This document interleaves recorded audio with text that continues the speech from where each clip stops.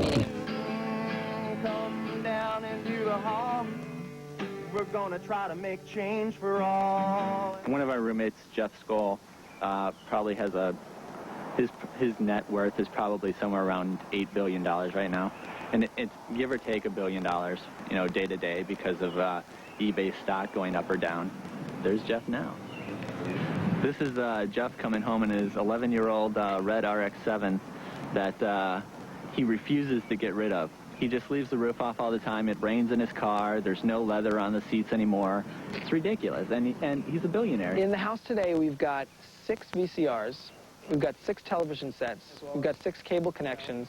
We've got 4 cell phones. We've got 5 landline phones. We've got a DSL connection. Jeff has gotten the master bed. The best part about Jeff's room is his bathroom. He does have the jacuzzi in there. He's been pretty frugal about spending, but he did buy himself a nice TV. I think I described my own story today as a bit of a fairy tale. It's surreal how much has happened so quickly. I'm hoping it's a fairy tale with a happy ending.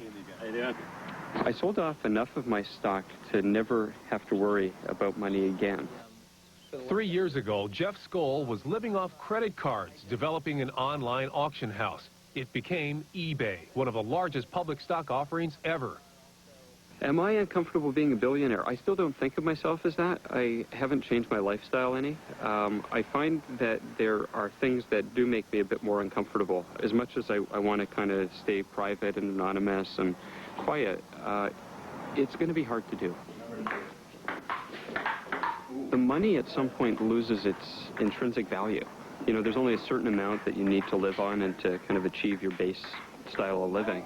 I'm not an extravagant person. I really don't need much. So over a certain amount, you don't need a lot of it. And so the question comes, well, what do you do with that excess?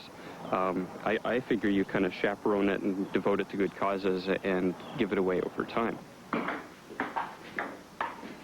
Yeah. Go! No, man! Joker! Personally, I enjoy a nice walk in the park more than a ride in a Ferrari. And I think everybody has a different take on, what's important to them in their lives. And when one of us finally makes it and takes us to the IPO, something's happening right now that's so absolutely incredible and so absolutely important. All bets are off with respect to the old second wave economy. I've got to be here. I've got to be part of changing this world, because if I don't, I'm going to look back when I'm 65 years old and I'm going to say, where the hell was I? Now, for the guys of NetHouse, time is money, and there's no time for a sit-down 5-course meal. It's paper plates, plastic forks, and lots of talk about the future of the Internet and their respective roles in the Valley. The meaning wouldn't be there if it was about money. The meaning is there because we know that we can make a difference. We know that there's an opportunity here that our parents may have never had, our grandparents certainly didn't have. There's an opportunity that we have. There's too much to be done. There's too little time to do it. And this is not going to last. And I don't want to miss a day of that party while I'm off celebrating on a yacht. Network, the network economy.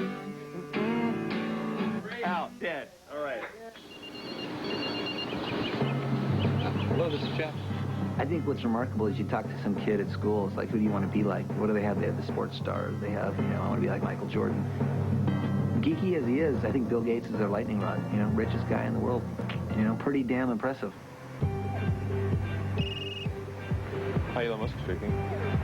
It's 7 o'clock in the morning, and Elon Musk anxiously waits for his golden payoff, his prize for paying his dues in the Valley. I expect to receive a car that I've just bought, which is called the McLaren F1. It's $1 million for a car.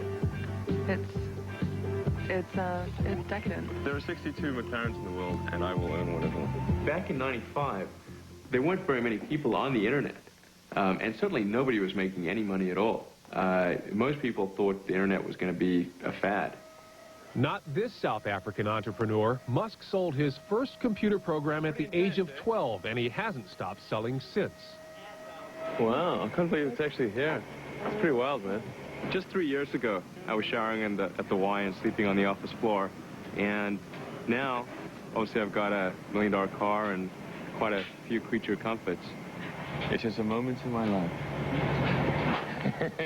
Voltaire, my values may have changed, but I'm not consciously aware of my values having changed. My fear is that we become spoiled brats, that we lose a sense of appreciation and perspective. A year ago, Musk sold his software company, Zip2, which enabled newspapers to publish online for $400 million cash. Receiving cash is cash. I mean, those are just a large number of Ben Franklins. It's the perfect car for Silicon Valley. It really is. There is, gentlemen, the fastest car in the world. I could go and buy one of the islands in the Bahamas and turn it into my personal fiefdom. Wow. I'm much more interested in trying to build and create a new company. So this is an ATM. What we're going to do is transform the traditional banking industry. I do not fit the picture of a banker. X.com, this is Julie. Raising $50 million is a matter of making a series of phone calls, and the money is there.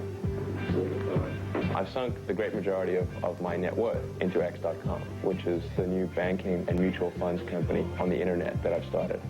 Big X. Exactly. X.com. I think X.com could absolutely be a multi-billion-dollar bonanza, because if you look at the industry that X is pursuing, it's the biggest sector of the world economy. Is that a McLaren F1? Yes. Oh my God. That's unbelievable. It's sort of like a series of poker games. And now I've gone on to a more high-stake poker game and just carry those chips with me. And I haven't gone and taken my winnings and spent a big chunk, but I've just really put almost all of it back into the new game. No, I'd say the real payoff is the sense of satisfaction in having created the company that I sold. Yes, the cars. But the car sure is. The cars. Sure is Let's fun. be honest. Sure is You'll fun. take the car. If you talk to any of these people who have hit the jackpot early, they don't even have a conceptualization of the amount of money that they have. It's funny money. It's something you don't even think about. The amazing thing is that almost none of them quit, even when they could. It's not a vesting thing. It's not that there's some secret clause in there that keeps them from doing it. They want to do what they're doing. They think that to stop doing that is death. Well, I'd like to be on the cover of Rolling Stone. That'd be cool.